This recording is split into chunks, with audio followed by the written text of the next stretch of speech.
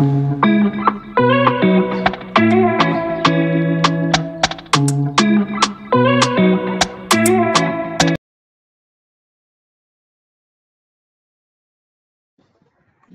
à toutes et à tous, bienvenue dans ce webinaire sur le footprint. Donc webinaire spécial réservé à nos clients qui ont souscrit au pack Trader avec les pros. Donc bienvenue à tous, bienvenue Vincent qui est notre invité du soir et spécialiste donc, du domaine du footprint. Ça va Vincent? Ça va, merci. Bonsoir tout le monde. Alors, qu'est-ce que le footprint? Alors déjà, le footprint, c'est un outil, euh, c'est une représentation du graphique utilisé par les traders order flow. Voilà, souvent, ce sont des traders qui vont utiliser les volumes. Alors, il n'y a pas que le footprint, hein. Moi, j'utilise pas que le footprint, mais le footprint me donne des indications en fait dans mon trading. C'est pour ça que je l'utilise, hein. Il permet de voir ce qui se passe à l'intérieur d'une bougie. Ce n'est pas un outil très célèbre chez les traders amateurs, alors qu'il est indispensable chez ceux qui tradent avec l'order flow. Moi, personnellement, j'ai du mal à m'en passer. Alors, c'est pas que je pourrais pas m'en passer, mais j'aurais pas le même taux de réussite sans le footprint. Le footprint me donne beaucoup d'indications quand on sait le lire, hein. Alors, cette représentation graphique permet de voir l'état des ordres exécutés. Voilà, là, je parle bien des ordres exécutés. Je ne parle pas des ordres en attente qu'il y a, par exemple, sur un carnet d'ordres. Ce sont vraiment que des ordres exécutés à la vente et à l'achat sur chaque niveau de prix, sur chaque tick, en vous montrant les ordres exécutés à chaque niveau de prix. Voilà, ça se répète un peu, désolé. Alors, voici à quoi ressemble un footprint en 30 minutes. On peut l'utiliser sur n'importe quelle unité de temps. Selon son style de trading, on peut l'utiliser si vous faites vraiment du scalping. On peut aller dans des unités de temps très très courtes, hein. Mais bien sûr, plus on descend en unité de temps, plus la pertinence en fait des setups va être légère, hein. Plus les niveaux vont casser plus facilement. Ça, c'est comme tout, hein, c'est comme tous les petits supports résistance, 1 minute, ça va casser plus facilement qu'un support résistance 4 heures, par exemple. Mais ça se présente comme ça, c'est comme une bougie. Et on voit les ordres en fait exécutés au bid et à l'ask, c'est-à-dire on voit les ordres vendeurs en fait d'un côté et les ordres acheteurs de l'autre côté. Alors, les différentes façons de le paramétrer, parce que le footprint, ça peut se paramétrer vraiment il y a vraiment beaucoup de manières de le paramétrer. Je ne pense pas que je les connaisse toutes même. Moi, je me concentre sur la méthode classique. Voilà, c'est comme une bougie. Alors, on peut avoir les ouvertures-clôtures avec des petites flèches, en fait, hein, comme ceci, l'ouverture en vert et la clôture ici en rouge. On n'a pas la bougie, en fait, sur le contour du footprint.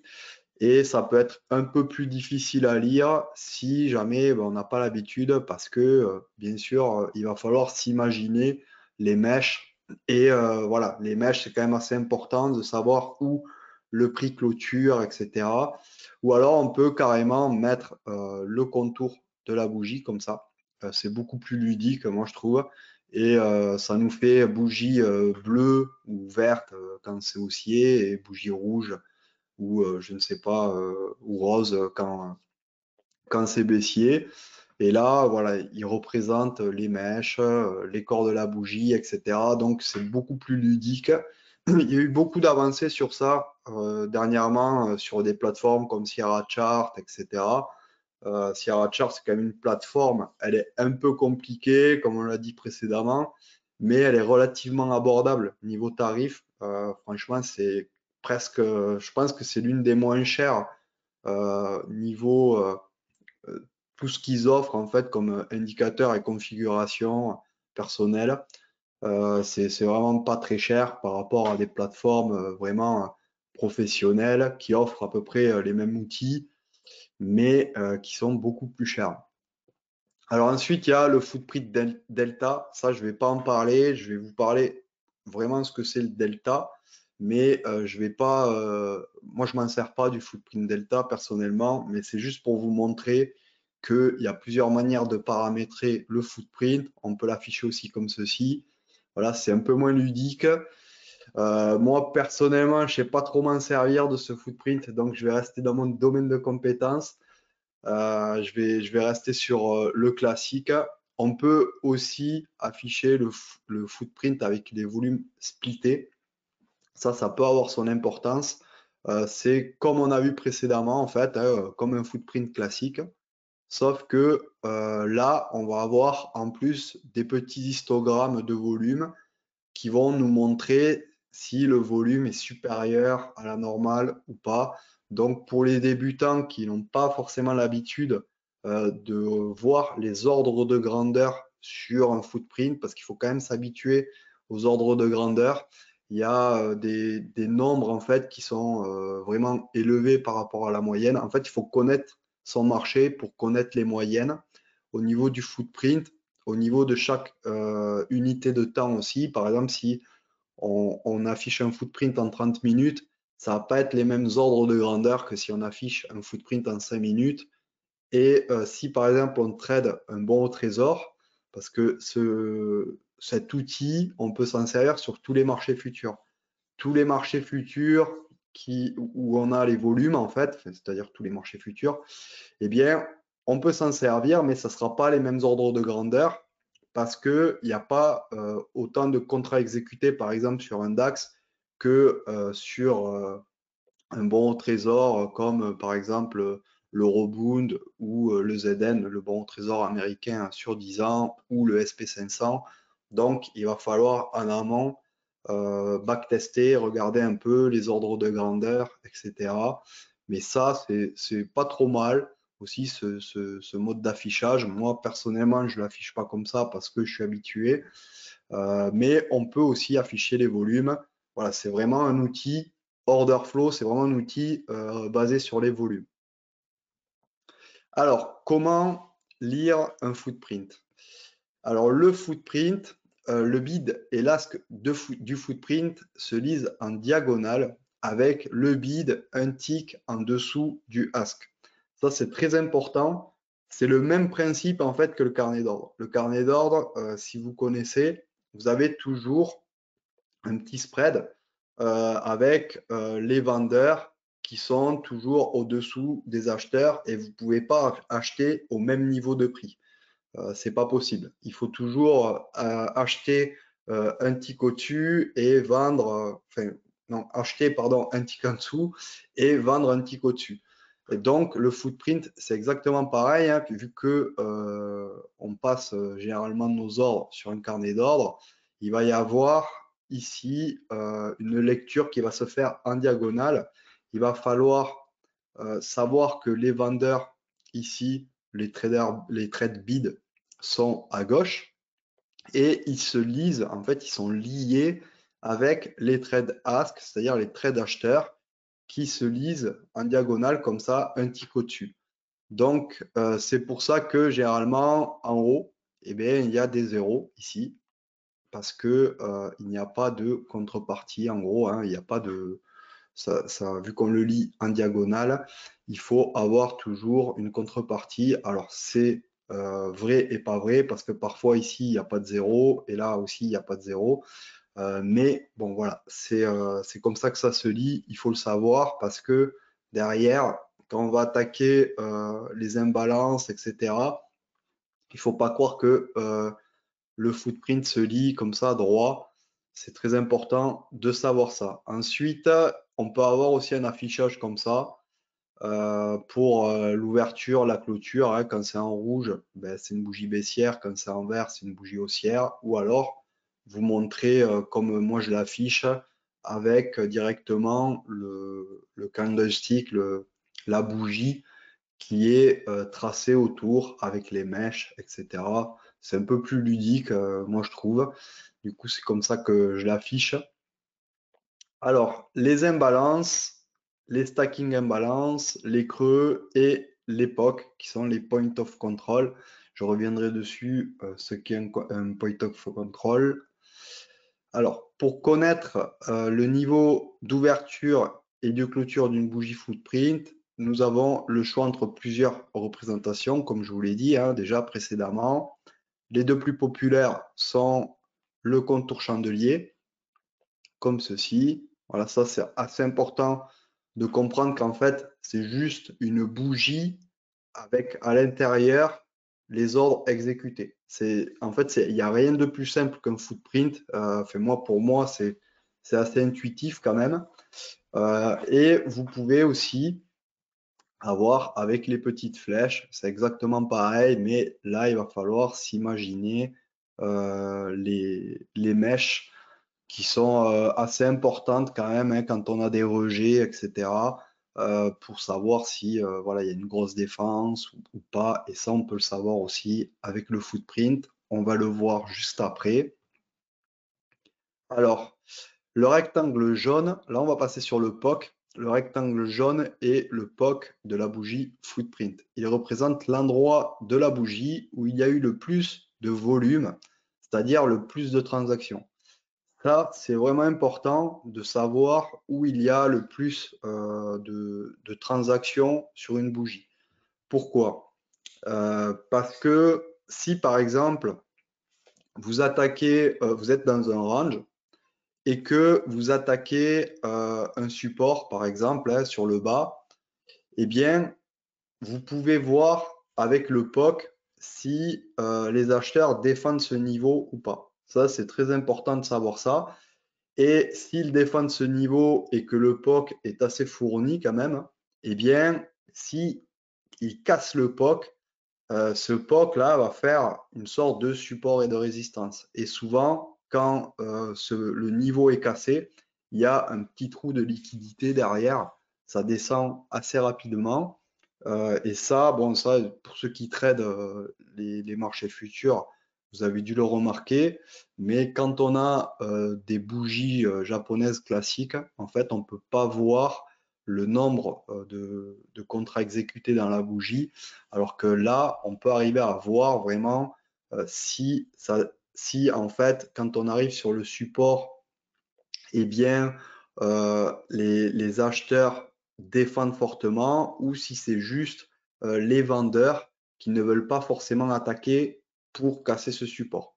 Et ça, c'est quand même essentiel quand on fait du trading, de savoir qui attaque, qui défend et qui a la main sur le marché, parce que je le rappelle, ici, je le rappelle tout le temps dans mes vidéos aussi que je fais sur YouTube. Nous, on ne fait pas le marché, on essaie de suivre les grosses mains du marché, de se mettre, voilà, on est des tout petits poissons dans l'océan et on essaye de se mettre pas loin de requins pour essayer d'aller chercher quelques miettes. Et si on arrive à savoir ce que font les gros institutionnels, les grosses mains qui, eux, font bouger les marchés, eh bien, on peut rentrer avec eux et profiter du mouvement du marché tout simplement. Et ça devient beaucoup plus facile de faire du point sur les marchés quand on a ce genre d'outils parce qu'on voit en direct les lots que mettent les institutionnels et les institutionnels, s'ils veulent faire bouger un marché, eh bien, ils n'ont pas le choix. Il faut qu'ils mettent des lots au marché et avec ce genre d'instruments, on arrive à le voir. Et avec l'époque, on arrive à voir les zones où il y a le plus de transactions, où ça attaque fortement, où ça défend fortement, etc. etc. C'est pour ça que le POC, c'est assez important comme outil en fait à l'intérieur du footprint parce que ça va vous montrer vraiment là où il y a l'action. Voilà. Et là où il n'y a pas d'action, en règle générale, on le verra plus tard, il n'y a pas de transaction dans le footprint ou alors très peu, une moyenne très très basse. Alors pour le POC, je pense que c'est bon. Je pense que tout le monde a compris. Ça, c'est assez important de comprendre ce qu'est un POC. Le POC, c'est comme, par exemple, sur un volume profile, c'est exactement le même principe. C'est là où il y a le plus de transactions.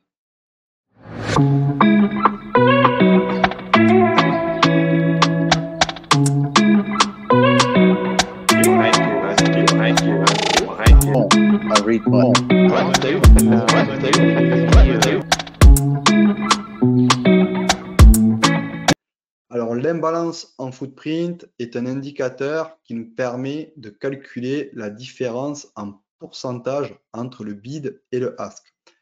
Par exemple, si vous avez réglé votre imbalance, votre indicateur d'imbalance pour vous afficher les différences entre le bid et l'ask qui se lisent en diagonale, je le rappelle, de 400% et plus, l'indicateur colorera celui-ci, il colorera en fait le nombre quand il y aura une différence de 400% ou plus entre le bid et l'ask. Alors ça, c'est assez important.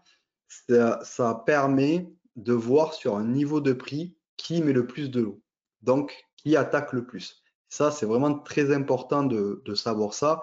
Alors là, j'ai mis 400%, mais ça dépend le graphique en fait que vous affichez. Hein. Si vous mettez par exemple un graphique 5 minutes, du x2, déjà, ça sera déjà pas mal. Si vous affichez des unités de temps vraiment inférieures, il va falloir augmenter les pourcentages pour filtrer au maximum les faux signaux.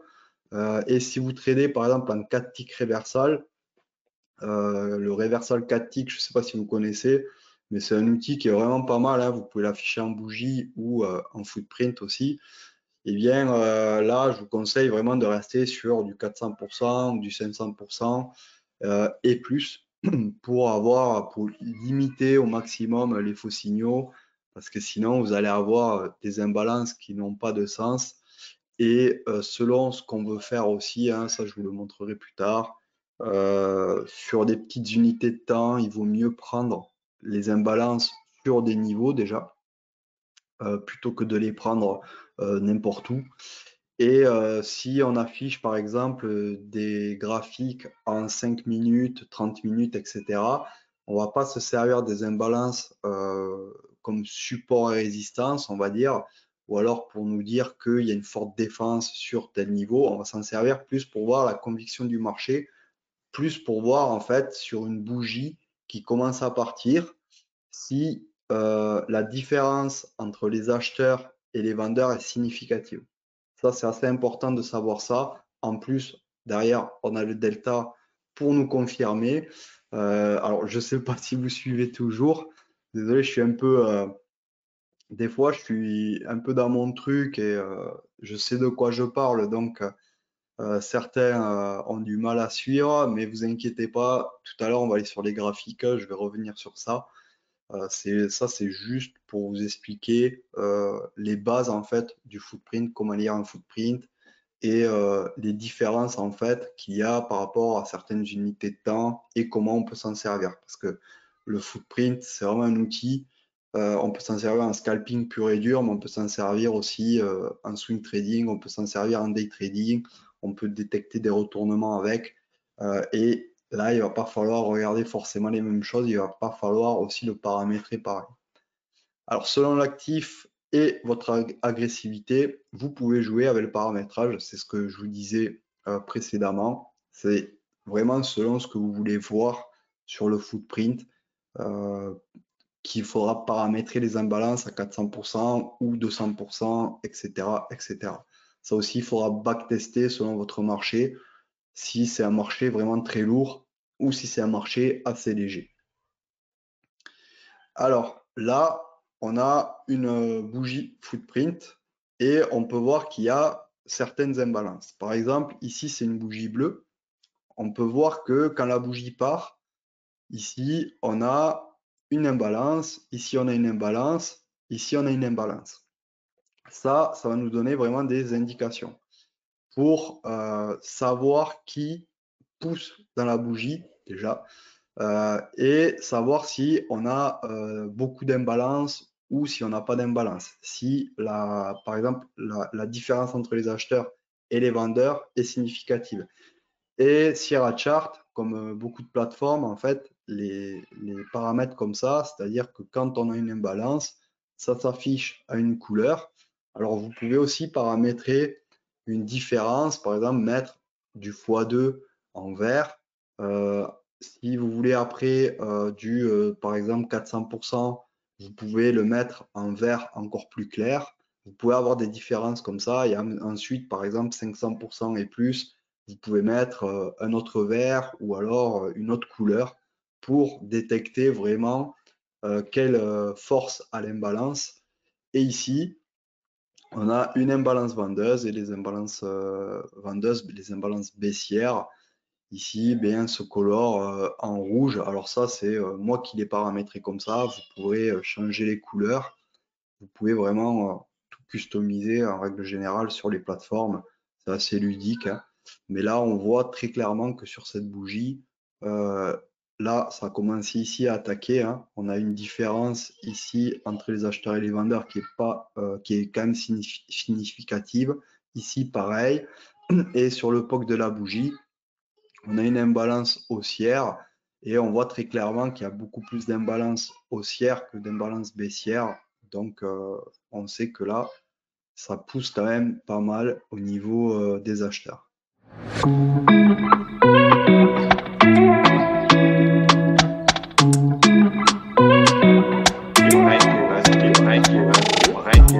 I read more.